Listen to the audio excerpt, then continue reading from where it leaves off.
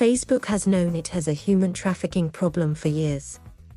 It still hasn't fully fixed it. The company has known about human traffickers using its platforms in this way since at least 2018, the documents show. It got so bad that in 2019, Apple threatened to pull Facebook and Instagram's access to the App Store, a platform the social media giant relies on to reach hundreds of millions of users each year. Internally, Facebook employees rushed to take down problematic content and make emergency policy changes avoid what they described as a potentially severe consequence for the business. But while Facebook managed to assuage Apple's concerns at the time and avoid removal from the App Store, issues persist. The stakes are significant. Facebook documents describe women trafficked in this way being subjected to physical and sexual abuse, being deprived of food and pay, and having their travel documents confiscated so they can't escape. Earlier this year, an internal Facebook report noted that gaps still exist in our detection of on-platform entitles engaged in domestic servitude and detailed how the company's platforms are used to recruit, buy and sell what Facebook's documents call domestic servants. We prohibit human exploitation in no uncertain terms, Stone said. We've been combating human trafficking on our platform for many years, and our goal remains to prevent anyone who seeks to exploit others from having a home on our platform. The Apple threat, first reported by the Wall Street Journal last month, represents the potentially dire consequences of Facebook's continued challenges with moderating problematic content on its platforms, especially in non-English-speaking countries.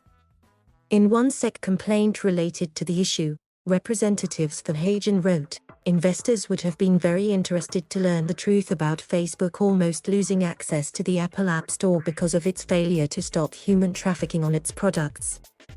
The revelation also comes as tensions between Facebook and Apple have risen in recent months over user privacy issues.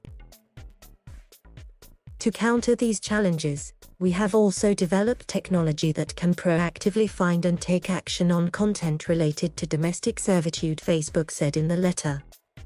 By using it, we have been able to detect and remove over 4,000 pieces of violating organic content in Arabic and English from January 2020 to date.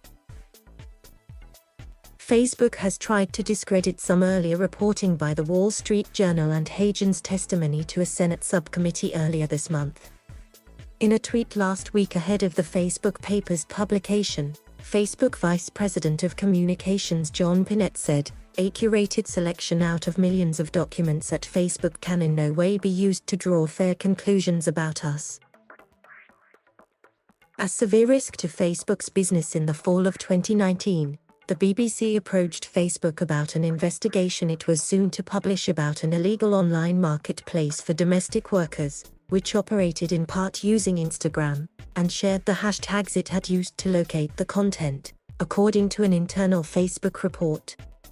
In response, Facebook removed 703 Instagram profiles promoting domestic servitude, but due to the underreporting of this behavior and absence of proactive detection, other domestic servitude remained on the platform, the report states.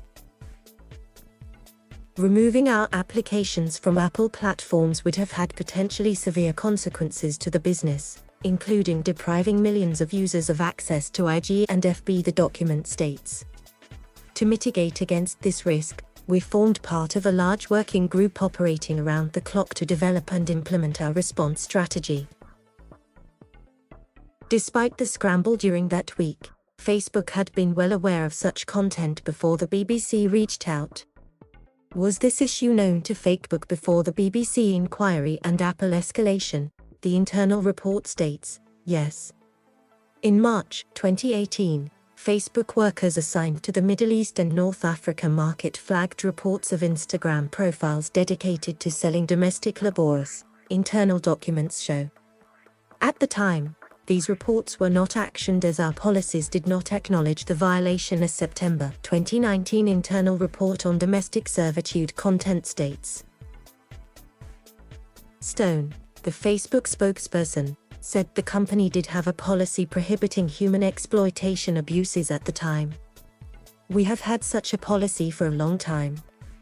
It was strengthened after that point, he added. Internal Facebook documents show that Facebook launched an expanded human exploitation policy on May 29, 2019 that included a prohibition on domestic servitude content related to recruitment, facilitation and exploitation. In September 2019, a Facebook employee posted to the company's internal site a summary of an investigation into a transnational human trafficking network that used Facebook apps to facilitate the sale and sexual exploitation of at least 20 potential victims. The criminal network used more than 100 fake Facebook and Instagram accounts to recruit female victims from various countries, and used Messenger and WhatsApp to coordinate transportation of the women to Dubai, where they were forced to work in facilities disguised as massage parlors, the summary said. The investigation identified $152,000 spent to buy advertisements on its platforms related to the scheme, including ads targeting men in Dubai. The company removed all pages and accounts related to the trafficking ring, according to the report. Among the recommended action items listed for response to the investigation is a request that Facebook clarify policies for how it handles ad revenue associated with human trafficking to prevent reputational risk for the company. About a week later, a subsequent report outlined more broadly the issue of domestic servitude abuse on Facebook's platforms. The document includes samples of advertisements for workers posted to Instagram. One describes a 38-year-old Indian woman for sale for the equivalent of around $350. Ongoing challenges. More recent documents show that despite efforts Facebook took to remove such content immediately and in the weeks and months following the Apple threat, it has still struggled to regulate domestic servitude content. A report distributed internally in January 2020 found that our platform enables all three stages of the human exploitation life cycle via complex real-world networks and identified some commonly used naming conventions for domestic servitude accounts to help with detection. Traffickers from labor recruitment agencies used FB profiles, IG profiles, pages, Messenger and WhatsApp to exchange victims' documentation, promote the victims for sale, and arrange buying, selling and other fees, the document said of one trafficking network the company identified.